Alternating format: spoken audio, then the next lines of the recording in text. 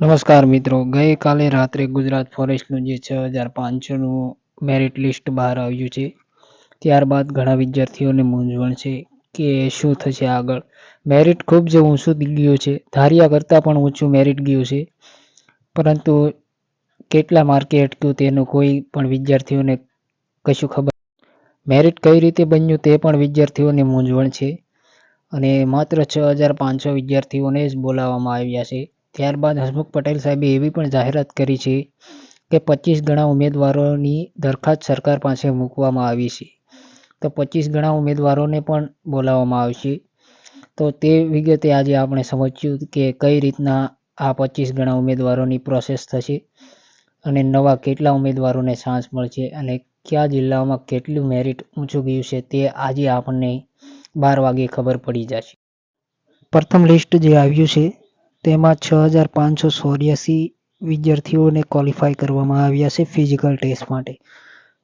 અને હવે આ પ્રથમ લિસ્ટમાં જે વિદ્યાર્થીઓ ક્વોલિફાય થયા છે તે ઉપરાંત પણ હસમુખ પટેલ સાહેબે ટ્વીટ દ્વારા માહિતી આપી છે કે હજી પણ આનાથી પણ વધારે 25 ગણા ઉમેદવારોને આપણે ફિઝિકલ ટેસ્ટ માટે બોલાવવા માટેની દરખાસ્ત મૂકવામાં આવી છે.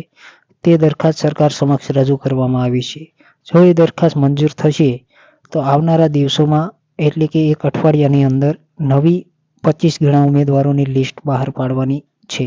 આ પ્રથમ લિસ્ટ છે તેમાં જે વિદ્યાર્થીઓ ક્વોલિફાય થયા છે તેઓનું ફિઝિકલ ટેસ્ટ પ્રથમ લેવામાં આવશે. હવે આપણે વાત કરીએ 25 ગણા ઉમેદવારોની, તો 25 ગણા ઉમેદવાર 823 ટોટલ જગ્યાના 25 ગણા એટલે 20,575 જેવા વિદ્યાર્થીઓને આગલા રાઉન્ડ માટે નવા ક્વોલિફાય કરવામાં આવશે. હવે વિદ્યાર્થીઓનો સવાલ છે કે સર કેટલા ઉમેદવારો નવા ક્વોલિફાય થશે, નવું લિસ્ટ આવશે તેમાં, તો તેમાં 20,000ની આજુબાજુ નવા વિદ્યાર્થીઓને ક્વોલિફાય કરવામાં આવશે. તેવી આ જગ્યા 823ના 25 ગણા એટલે કે 20,000થી ઉપર પણ વિદ્યાર્થીઓને આગલા મેરિટ લિસ્ટમાં સમાવવામાં આવશે તેવી આશા છે અને તેટલો આંકડો 20,000 સમથિંગ બહાર આવશે તેવી હસમુખ પટેલ દ્વારા જાહેરાત કરવામાં આવશે. આ આંકડો છે તે આગલા PDF દ્વારા તમને જાણ કરવામાં આવશે તેવું કહેવામાં આવ્યું છે.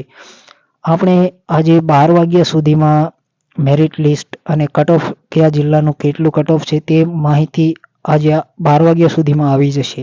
ત્યારબાદ જ ખબર પડશે કે શું આગળની પ્રોસેસ છે. જો 25 ગણા ઉમેદવારોનું લિસ્ટ જાહેર થશે તો તેમાં નવા 20,000 જેવા વિદ્યાર્થીઓ ઉમેરાશે અને આ મામલો અત્યારે ગુજરાત સરકાર દ્વારા આ ગૌણ સેવા પસંદગી મંડળ દ્વારા GSSB ઓફિસને મોકલવામાં આવ્યો છે. જો તેની મંજૂરી મળશે તો તે થઈ જશે અને આજે 12 કલાકે પરિણામ સાથે કટ ઓફ માર્ક 12 વાગે જાહેર થશે. તો જોવાનું ચૂકતો નહીં. ધન્યવાદ.